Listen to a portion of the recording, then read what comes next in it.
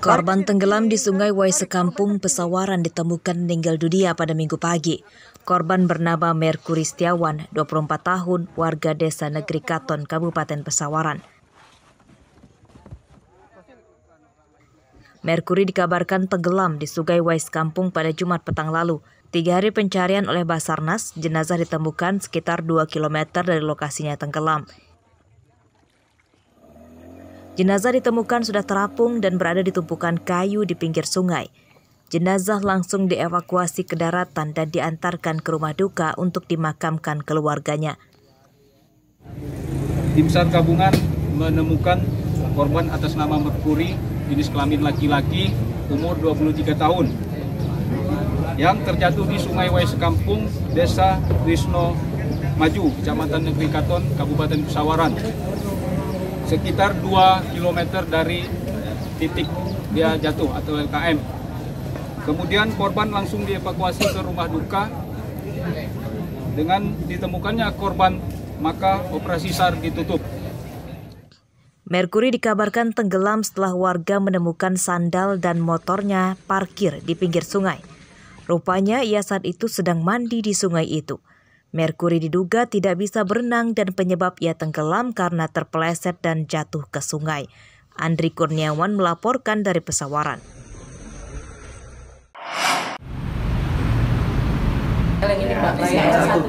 Setelah mendapat desakan dari berbagai pihak, manajemen SMA Negeri 5 Bandar Lampung akhirnya menyerahkan ijazah dan surat keterangan lulus atau SKL 2 siswi yang diduga sempat ditahan. Penyerahan dilakukan pada Minggu siang dengan disaksikan perwakilan DPRD Bandar Lampung. Hal itu disambut gembira kedua siswi atas nama Nadia Aulia dan Siti Riani, sebab mereka membutuhkan ijazah itu untuk kuliah atau melamar kerja. Keduanya mengaku belum bisa melunasi uang komite sekolah, antara lain untuk pembangunan sekolah, yang masing-masing berjumlah 10 juta rupiah dan 7 juta rupiah karena masalah ekonomi keluarga. Nadia Aulia dinyatakan sekolah menunggak uang komite sekitar 26 bulan, sementara Siti menunggak 18 bulan. Uang komite di SMA Negeri 5 Bandar Lampung Rp375.000 per bulan. Pihak DPRD menghadiri penyerahan ijazah menyatakan lega, meski sekolah harusnya bisa menyelesaikan masalah ini sebelum ramai jadi perbincangan. Ya alhamdulillah sih, bersyukur bisa dibantu. Infonya kan ditahan itu, katanya nunggak berapa gitu? 7 juta. 7 juta. Untuk ngambil ijazah ya? Iya. Oh, itu tunggakannya untuk pembayaran komite ya? Iya. Ini sudah dapat nih, ada nih. Kemudian langkah selanjutnya seperti apa? Ya buat daftar kerja. Daftar kerja. Kemarin itu kami kesini itu seharusnya sudah selesai. Kami juga tidak akan membuang-buang waktu, Bu, Pak. Kalau kemarin misalnya ada kebijakan dari sekolah, anak-anak ini tidak mampu, sekarang pun saya bawa RT-nya segala macam, memang posisinya seperti itu, gitu kan. Itu kan sama aja penahanan ijazah. Kalau kemarin itu selesai, Pak, dikasih ijazah itu, dan Bapak tidak nunggu kebijakan dari kepala sekolah, saya rasa itu tidak rancu, gitu kan.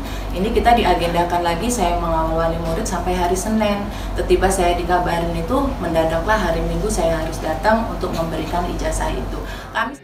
Sementara pihak komite tetap berdalih, sekolah tidak menahan ijazah.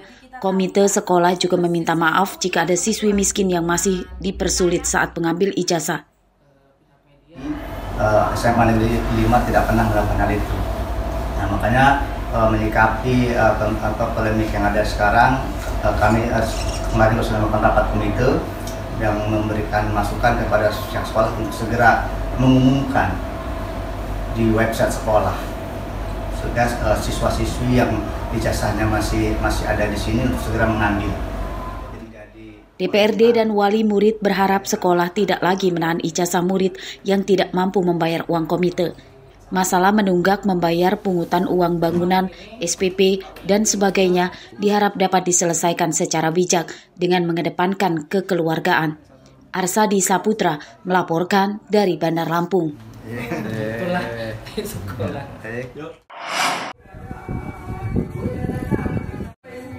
Desa Waiharu, Kecamatan Bengkunat Belimbing, pesisir barat gelap gulita pada malam hari.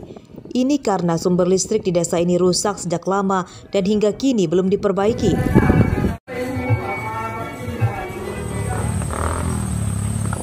Sejak 2017 lalu, Desa Waiharu mendapatkan bantuan dari pemerintah pembangkit listrik tenaga surya atau PLTS. Sayangnya, PLTS hanya beroperasi selama 7 bulan saja dan akhirnya rusak.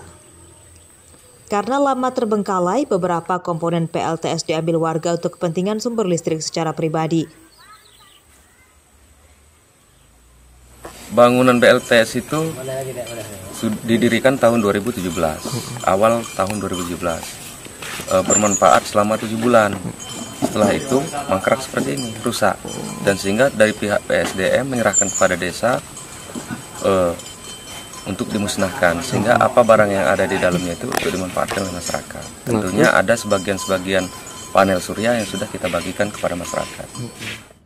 Sebagian warga Desa Waiharu kini kembali hidup dalam masa lalu, hidup tanpa listrik. Banyak warga menggunakan lampu dari minyak tanah untuk penerangan di rumahnya dan sebagian lagi menggunakan listrik dari aki mobil.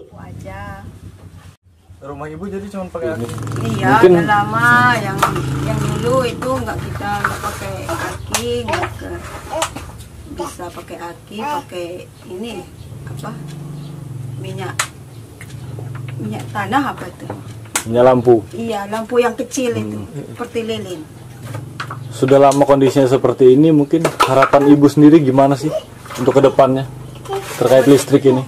Ya mau lah pakai listrik kalau bisa. PLTS di Desa Waiharu itu merupakan bantuan khusus untuk desa tertinggal dari Kementerian Energi dan Sumber Daya Mineral atau SDM. Warga Desa Waiharu berharap pemerintah segera memperbaiki PLTS yang ada supaya PLTS yang dibangun dengan uang miliaran rupiah itu tidak sia-sia. Rosandi melaporkan dari pesisir barat.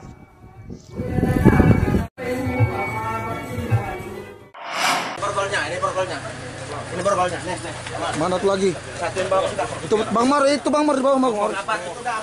Dua pembobol rumah kosong yang biasa beraksi di Kota Bandar Lampung ditangkap di sebuah pos kamling di kampung halamannya di Desa Wonosobo, Tanggamo, Sabtu malam. Heru Aprianda dan Beni Setiawan ditangkap saat menunggu calon pembeli motor hasil curiannya.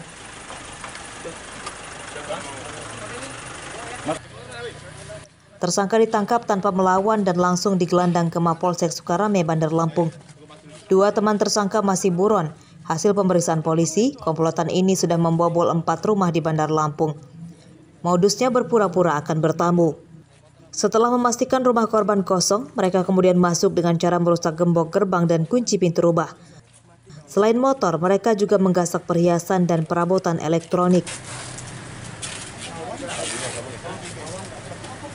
Mereka keliling yang mencari sasaran, kemudian berpura-pura bertamu. Apabila rumah itu kosong, mereka langsung beraksi dengan cara alat yang sudah dipersiapkan, mendongkel pintu rumah, kemudian langsung beraksi mengambil barang-barang. Biasanya sasarannya adalah mereka perhiasan. Identitas tersangka terungkap setelah membobol rumah kosong di Sukarame, Bandar Lampung pada April lalu. Dalam rekaman CCTV terlihat mereka beraksi pada siang hari dan berhasil menggasak motor korban. Penyidikan kasus ini masih akan dikembangkan untuk memburu 4 teman tersangka. Atas perbuatannya, kedua tersangka terancam 7 tahun penjara. Robi Lasto melaporkan dari Bandar Lampung.